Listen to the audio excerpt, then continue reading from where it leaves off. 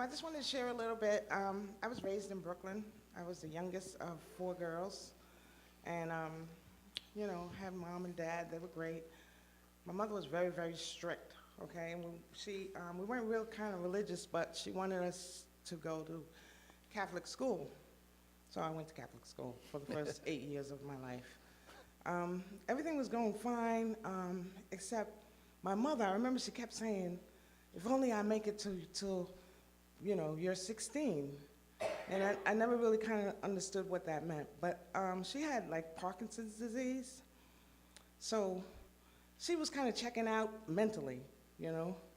So what was going on was my sisters, they were all older than me, and they were having their life, getting married, having boyfriends, whatever. And everybody thought I was in good shape with my mom.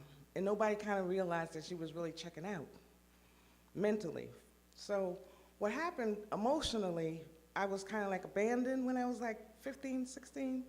So, that's freedom. And this is someone who was sheltered, like we were only allowed to like play in the backyard growing up, We couldn't go past the red house when we went out to play. So now I'm 15, nobody's telling me anything, and here's the world. And of course, in my, wonderful wisdom, I went out there and got into all kinds of trouble. And I had this, like, gnawing feeling, like I was lost, like nobody knew anything about me, like where I was. I thought it was okay to go hang out in abandoned buildings with my friends.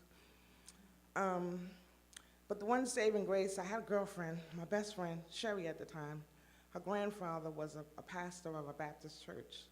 Sherry was bad, just like I was, but she couldn't go out to play until she went to church. So I went to church with her. So I always think of the verse. I love the verse where it says, "When your mother and father forsake you, I will take you up." So I know in hindsight that God had his hand on me. So, okay, so then, I'm still out there wilding, getting into all kinds of trouble. And then, I don't know, somehow somebody gave me a Bible, the little green New Testament copy. And for some reason, I picked it up and I couldn't put it down. I just kept reading, but I didn't understand it, most of what I was reading. And then, so I just, was going through life, but I had this knowing like I was lost, like I was always, didn't know what to do. That was my kind of underlying theme. Like, here I am, I'm trying to figure out life, and I'm on my own. Okay, so then eventually, I went to Brooklyn Tabernacle, and I loved music. So I fell in love with God just by singing songs. And then, but I still didn't know anything. I still was doing my own thing. So then, eventually, someone took me to a home fellowship, and I went on this, to a Twig fellowship in Brooklyn. I sat on that man's couch, and he had to kick me out of his house. I wouldn't leave. But I was starving. I was like so thankful to know that God had a plan for my life, because I sure didn't have a plan. And, I was messing up big time, so it was just awesome.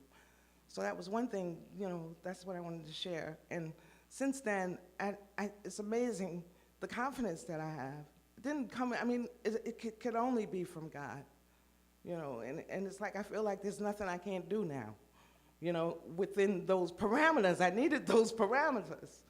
So now, Ephesians 5:19 says that we are supposed to speak to one another in psalms and hymns and spiritual songs, singing and making melody with our hearts to the Lord.